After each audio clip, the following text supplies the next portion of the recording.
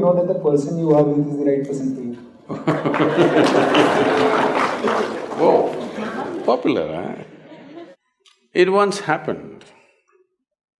Shankaran Pillai was at the family dinner and when everybody settled down for dinner, he stood up at the table and announced, "I am going to marry Lucy, who's just across the street."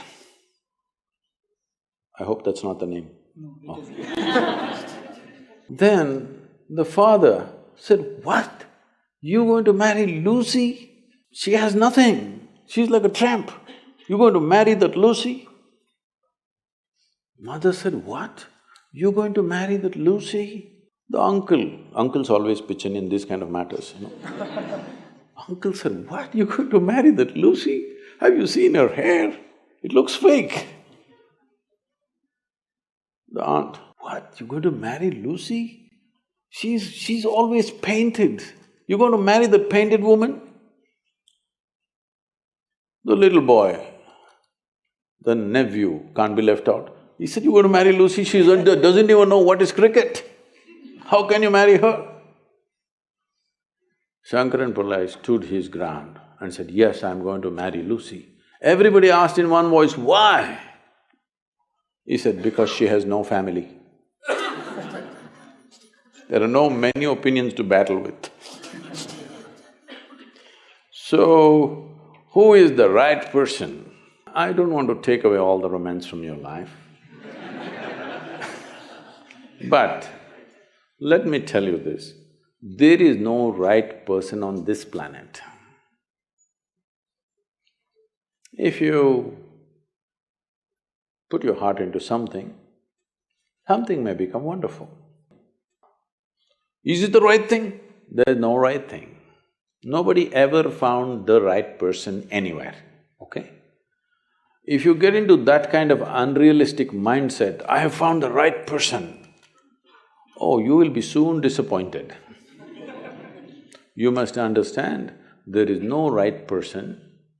First thing is to see whether I am the right person. Yes, am I the right person? And there are no right people on this planet. If you understand, you have your nonsense, they have their nonsense, we can adjust nonsense. Go on. We must understand relationships are formed for various needs. There are physical needs, there are psychological needs, there are emotional needs, there may be social needs, there may be financial needs, various kinds of needs. So when you're going to somebody with so many needs, you're going as a beggar, and a beggar cannot choose. Hello? Beggar eat what comes his way, isn't it? He cannot choose. So, if you really want to make a choice in this world, first and foremost thing is, you bring yourself to your place where your experience of life is just pleasant by yourself. You're wonderful.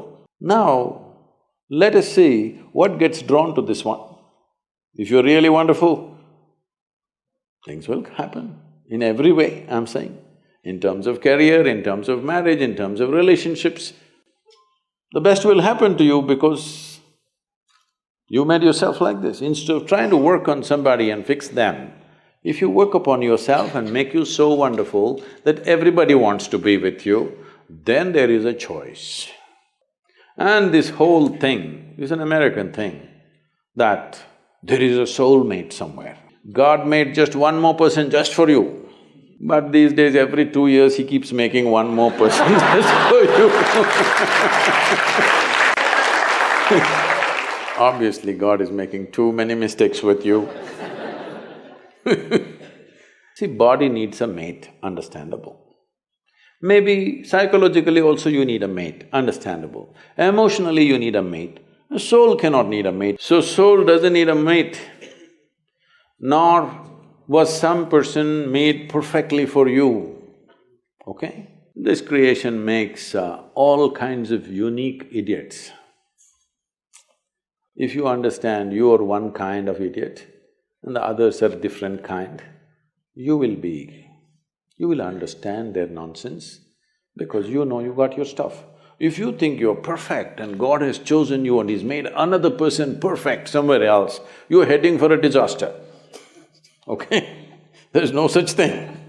Even, people today, after 5,000 years, people are still adulating and worshipping Krishna as the greatest lover, but his wives are dead unhappy with the guy. Yes. So, you're not going to find any perfect person. If you invest a deep sense of involvement, something wonderful may happen. It's because of your involvement, not because the other person is fantastic. No. Even if you choose a fool, actually it's easy that way. If they're not stupid, why would they come to you first of all? No, I'm just being nasty. So, even if you choose a fool, it doesn't matter. If you involve yourself, it can turn out very beautiful. You chose the smartest person in the universe, it could be a disaster. So, do not think in terms of, whatever this made for each other nonsense. No. You choose the opposite, actually. But after some time, after a little bit of time, you slowly start expecting they're just like you. This is a serious mistake. Because if one more person becomes just like you won't be able to bear with them for 2 days. Hello? Please tell me. If there's one more person just like you at home, could you live there? You're glad they're different. It's wonderful, nobody is like you, isn't it? Nobody is like you on this planet. Try and see. Nobody is like you, and that's good. Don't look for sameness, not necessary. It's a difference which makes the… because of the difference you tango, not otherwise